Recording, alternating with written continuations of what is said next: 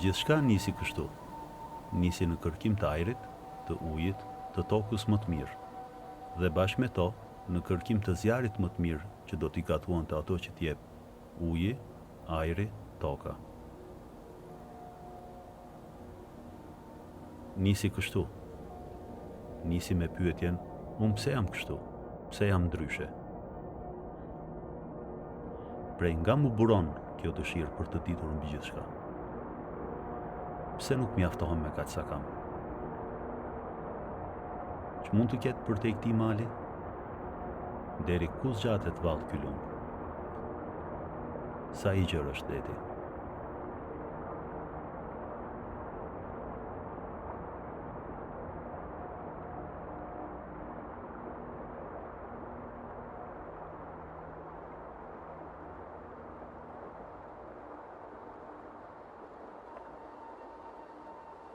Të gjithë kishim po të njëjtën kureshtje. Të gjithë e lam pas historinë tonë, aq sa të përbashkët, aq edhe të mahnitshme. Filluam të shpërndahemi në 4 anët e tokës, pa u ndalur asnjë qast, pa ju dorësuar të ftohtit, të nxehtit e gërsirave. Për t'i gjetur përgjigjen pyetjes, unë pse jam kështu? Pse jam ndryshe? Një ecje e pandalshme. Çdo hap plot të panjohura, plot sfida, plot e përplot çuditëra.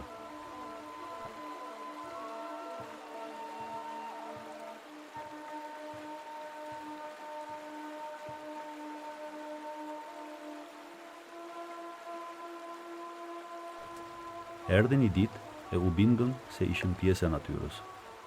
Për etjen për shembull, nisëm të nxjerrim tingullin e shushurimave të ujit.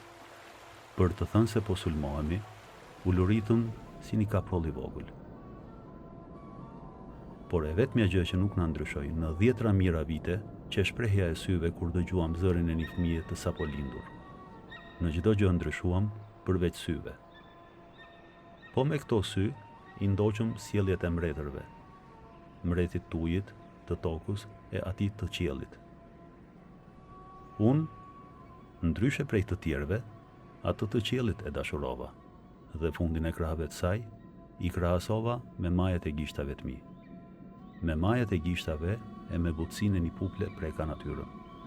I mora erë çdo bime, dhe me majën e gjuhës e provova se çfarë shije kishte. U bëra zot i një toke të pashkelur më parë. Nisa të flas me të. I dhash besën, dhe ashtu si atë, ashtu si veten, ashtu si tokën nën krahët e saj, edhe gjuhën që krijova, nisa ta thras me tingullin e saj. Shqipe.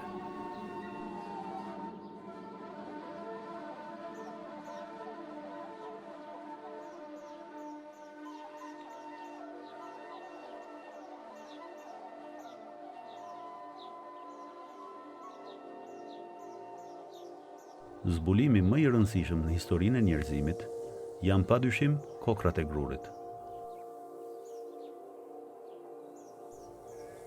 E më vonë, zbulimi i orizit në Azinë e Largët, si edhe i misrit në kontinentin amerikan.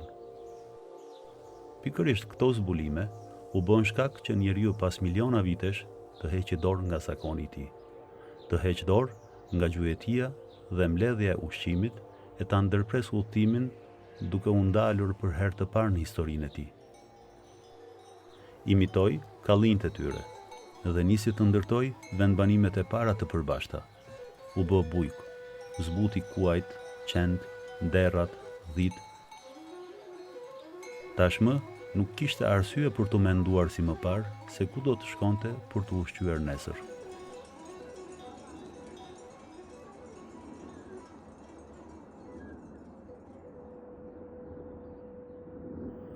Gruri, elbi, tërshëra, rreth 8000 vite më parë, nisën të kultivohen në fushat pranë lumenjve, pothuajse në të gjithë Mesdheun. Mirë po, ato të kishin qenë të mjaftueshme ushqimet prej drithrave dhe prej kafshëve shtëpiake për të ngritur qytetrimet të cilat kanë lënë shenjë në histori? Çfarë tjetër u nevojitej? Përgjigjet e këtyre pyetjeve që vlejnë për të gjithë qytetrimet janë uji, ajri, toka, zjarri. Ilirët, ata që krijuan një prej qytetrimeve më unike në historinë e njerëzimit, sa dhe si e njihnin natyrën. Çfarë i ofroi natyra? Cila që marrëdhënia e tyre me ujin, ajrin, tokën. Po aq e rëndësishme, si e përdorën ata zjarrin?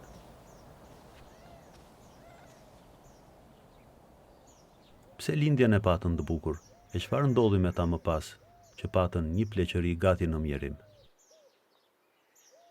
Ndërsa erdhi një ditë e u braktisën me 10 kala, kështjella e qytete të ndërtuar prej tyre, pse Berati mbijetoi?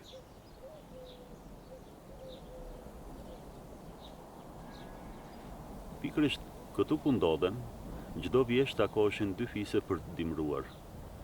Njëri prej tyre e quante malin e Tomorit të tij, ndërsa tjetri të Shpiragut. Edhe diskutimet e tyre më të zjarta ishin se cili mal prej tyre ishte më i bukur. Në një moment, kur këto zënka kishin arritur kulmin, në vendin që diskutohej, hyri një vajzë e bukur me një frut në përduar. Çdo njeri pushoi edhe i përqendroi shikimet sa tek vajza e sa tek fruti. Një prej frutave më të hershme të historisë së njerëzimit. Në frutin që simbolizon pjellurinë, bashkimin dhe gruan. Të qarat e frutit i ngjasuan me Shpiragun, ndërsa trupin e tij me malin e Tomorit. Edhe një herë e imituan natyrën, edhe kështu si kokrat e shegës ndërtuan një mrekulli estetike. Qytetin që sot njihet me emrin Berat, ndërtuan këtë qytet i cili ka mbi 2400 vite jetë të pandërprerë.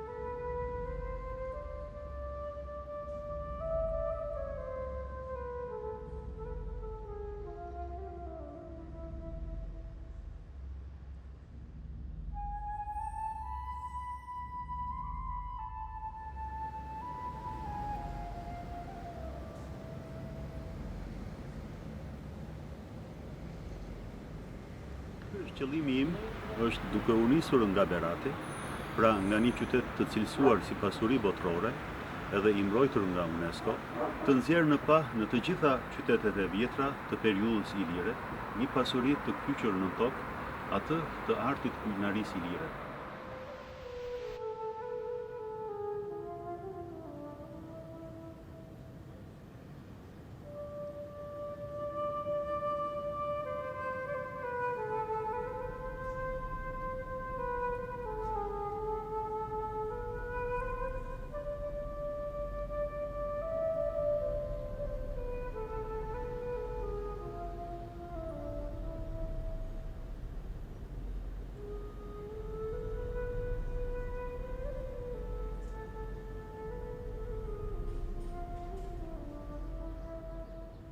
Në gjuhën shqipe, fjala më e bukur padyshim është dheu. Asnjë gjuhë tjetër nuk e përkufizon kuptimin e vërtet të kësaj fjale si gjuha shqipe. Dheu do të thotë ajo që na dha, ajo që na jep gjithçka, që na ushqen për ditë, që na mjekon, që na vesh mbadh. Frymëzimi për të krijuar, për t'i dhënë formë ndryshe prej të tjerëve, pra për të bërë art, ka kërkuar së pari të japësh formë ende të gatimit. Dhe në periudhën ilire, ndërsa burri merrej me gdhëndjen e gurëve, enët e baltës bëheshin vetëse nga gratë.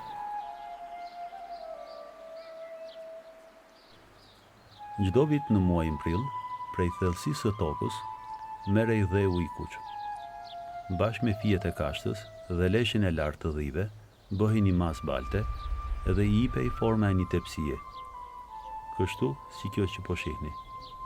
Kjo quhet ponic. Në fillim lihej në hije dhe në një vend që ta rrokte era derisa të mpiksej. Dhe me të filluar zhegu, gjatë gjithë verës lihej në ndjell, ndërsa në vjesht, për të forcuar deri në brendësi, vendosej mbi zjarin gati të fikur. Është një kryevepër që kërkonte mjeshtri për kushtim dhe durim, në të cilën me 10 shekuj është gatuar buka në të gjithë hapësirën ilire. Kjo bukë që do të gatuaj është e krahinës së Beratit në stinën e vjeshtës. Lulet dhe barishtet me erë të kësaj stine, bashkë me hudra e fruta të thata pylli, vendosen në një enë. Mbulohen me qumshtin e mëngjesit të dhive edhe me vaj ulliri.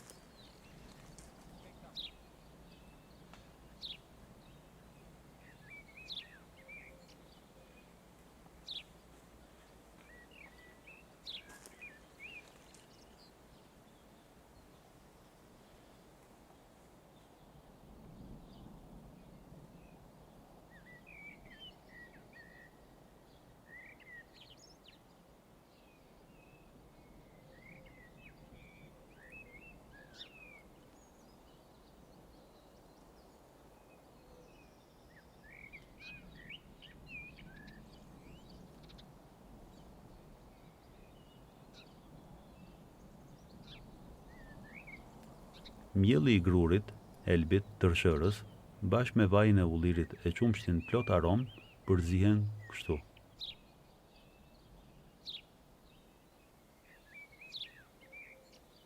Përgatitja e brumit ishte një prej punëve më të vështira, pasi nëpërmjet duarve të ndjeshme dhe zërit të brendshëm, duhet të arrije kalimin sa më të butë të natyrës në përpunimin e tij, pa i humbur bukurinë dhe shijen.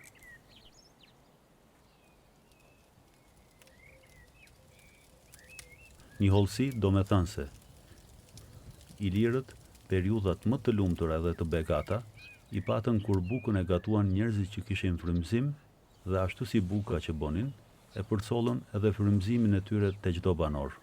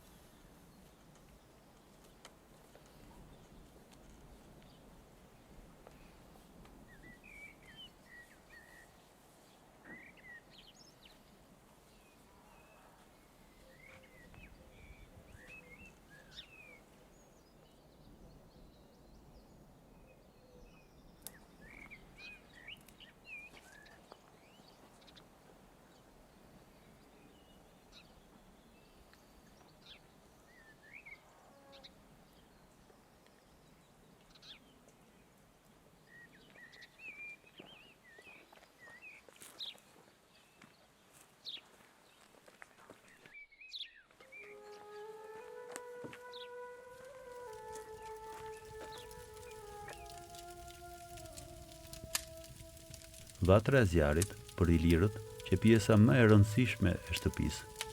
Ishte vendi ku luteshin, dhe lutja më e madhe e ilirëve ishte për zjarin e vatrës tyre që mos të shuhet kurrë. Shqiptarët edhe sot vazhdojnë të emërtojnë çdo ritual të ngrënjes, jo me kohën, por me bukën. Si për në mëngjes, për drekë, ashtu edhe për darkë, pyesin: a ke ngrënë bukë? Po shkojmë të hajmë bukë, thonë.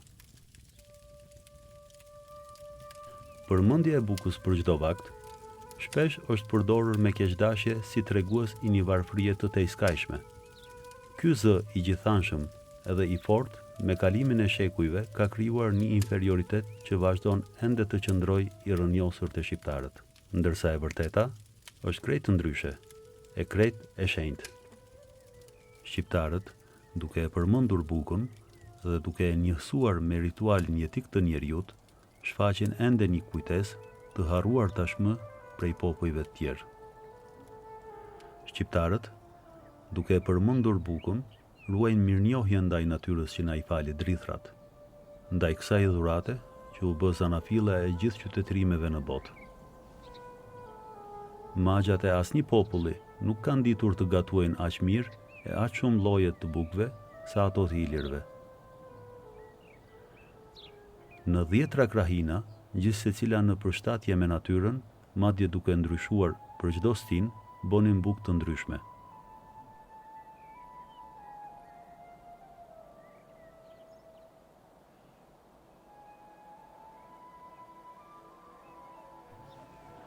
Ilirët, në tokën e tyre, pra në Gadishullin Ballkanik, ndërtuan me 10 kala, mure dhe ura. Ndërsa shumë prej këtyre veprave u shkatruan, u harruan apo u braktisën, pse Berati ja doli.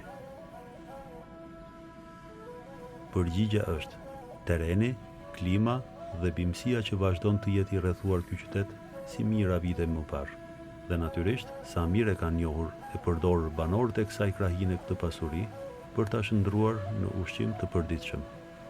Sot, në kopshtet e shtëpive në qytetin e Beratit, gjenden gjitha grumet, ftojnët, arrat, ullinjt, trëndafilat, mollët, shegët, fiqt, rrush dhe me 10 barishte të njoma që shpërthejnë mes gurve shekullor.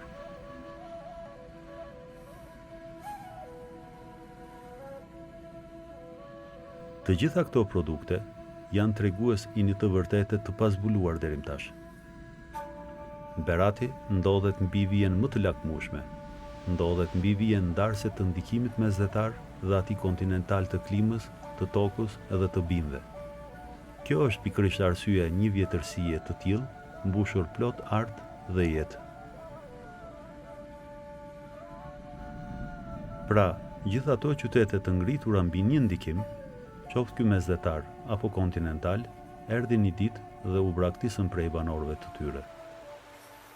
Pasi ushqimi që prodhonte natyra në një ndikim të vetëm, nuk që i mjaftueshëm edhe i bëre ata që në periudha të vështira të kërkojnë toka të reja, ndryshe nga banorët e këtij qyteti. Po ilirët, paraardhësit e shqiptarëve në këtë qytet, si e shfrytëzonin këtë pasuri të dyfisht të natyrës për ta shndruar në ritual. Shumëllojshmëria e bimëve edhe shkëmbinjt me krip me të cilat ushqehen baktit në malet e Beratit, janë arsyet kryesore që mishi ka një shije të jashtëzakonshme. Tani do të gatuajmë mbrin qingje të mbushura. Edhe ky gatim, ashtu si buka, ishte i stinës së vjeshtës. Në një enë të thellë, i rrjeshtojmë çfarë na ofron natyra në këtë stinë. E nisim me mollën, ftojin, vazhdojmë me barishtet dhe sidomos hithrat.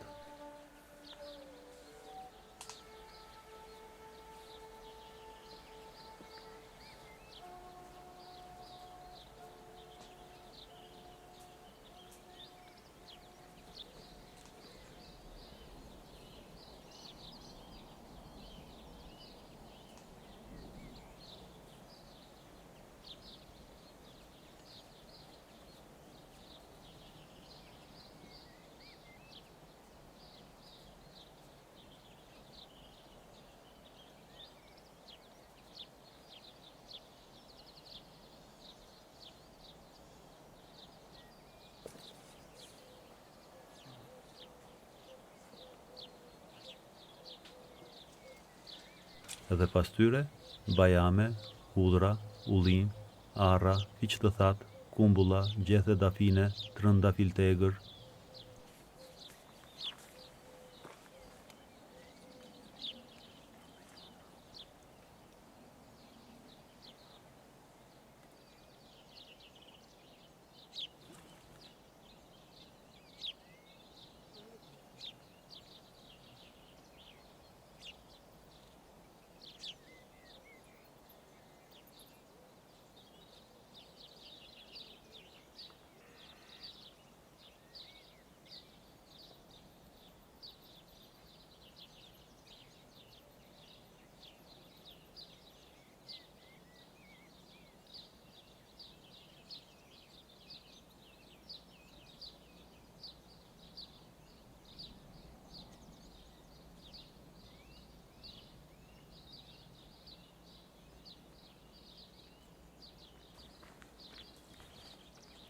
I hedhim një grusht tërshër, vaj ulliri dhe qumësh dele. Të gjitha këto i lejmë në një anë për rreth një orë. Ndërkohë, kemi kopshën e qingjit bashkë me brinjët. Dhe te brinjët hapim një gjep, të cilën do ta mbushim me frutat dhe barishtet që zbutëm në qumshtin e delës.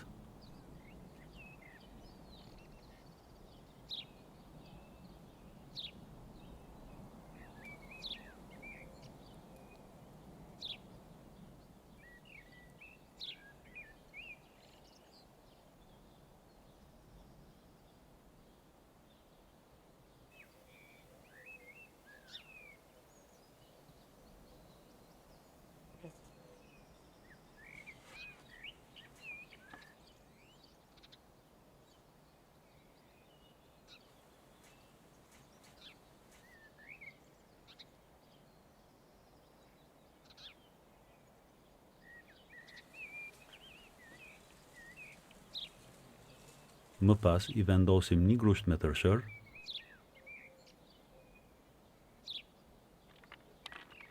fruta të thata,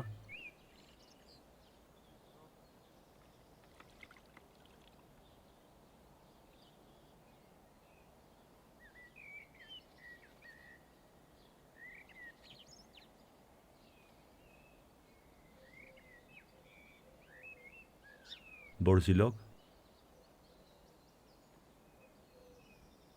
edhe mente të egra.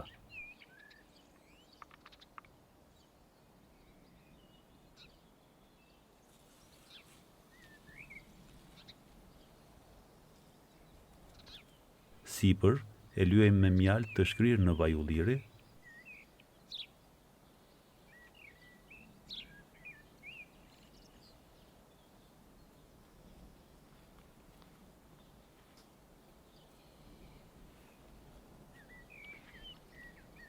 dhe e spërkasim me qumshin tashmë të marinuar.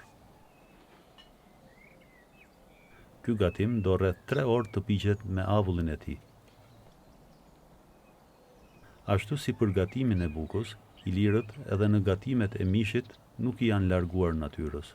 E kanë gatuar mishin duke e respektuar deri në fund me të gjitha elementet që rrethojnë baktin.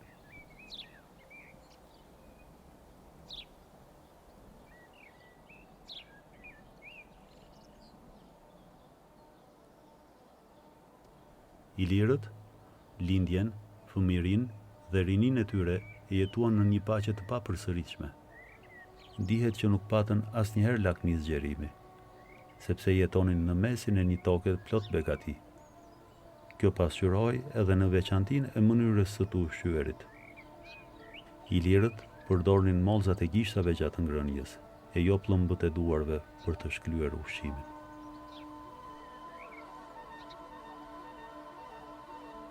Paraardhësit e shqiptarëve ndër shekuj e imituan natyrën dhe ju përshtatën për sosmërisht. E sfiduan me gjetjet e tyre atë. Kombinuan të gjitha ngjyrat e shijet e saj. Dhe në çdo gatim ja dolën të bëjnë një art unik. Begatia e natyrës i bëri të kishin ndjeshmëri, dhe kjo aq e rëndësishme për të krijuar një traditë e cila në çdo gatim të shtyn drejt mahnitjes sikur je para një vepre arti.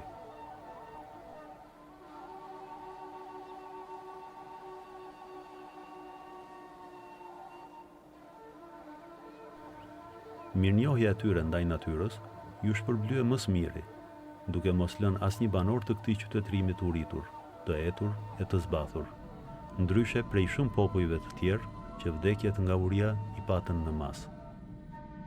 Ilirët, me gjithë qënjen e tyre e dashuruan njëri tjetrin, dhe po aq, gjithë tokën që përshkonte mreti i qiejve. Ajo çfarë do të na mësoj kulinaria ilire, duke u nisur nga qyteti i Beratit, është që gadishulli ballkanik ngjelet po ajo tokë si e 25 qekujve më parë.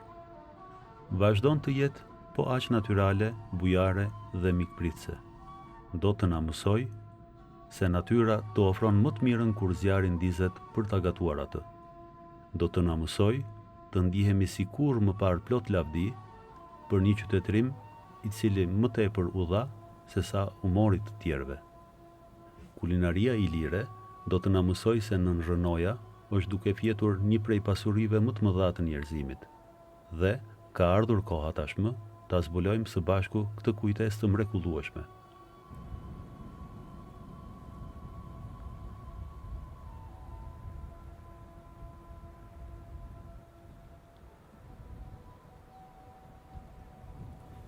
Si përfundim, një pemë fiku është një prej pemëve më të shumtuara.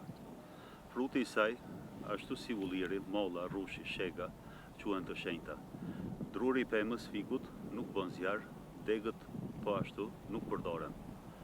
Gjethet po ashtu nuk përdoren. Ndryshe prej çdo peme, fiku bën një hije e cila e sfidon çdo dritë të diellit. Pikërisht, gadishulli ballkanik ku jetuan pararësit e shqiptarëve të sotëm, që prej kohës së ilirëve u konsiderua si një pemë fiku. Kjo tokë u shfrytëzua sikur të ishte një pemë e tillë që të pushojnë nën hijen e saj perandorit më të mëdha të kohës. Por, krejt në kundërshtim me madhështinë e tyre të njohur, gjithë secila prej këtyre perandorive, pas largimit, ja kputi çdo gjethe, duke i marrë edhe pikën e fundit të qumshtit. Ja morën edhe pikën e fundit të qumshtit, një qytetërimi të mbushur me ardhin e të jetuarit të bukur, atë të ilirëve, pra atë të shqiptarëve. Fund, s'ka.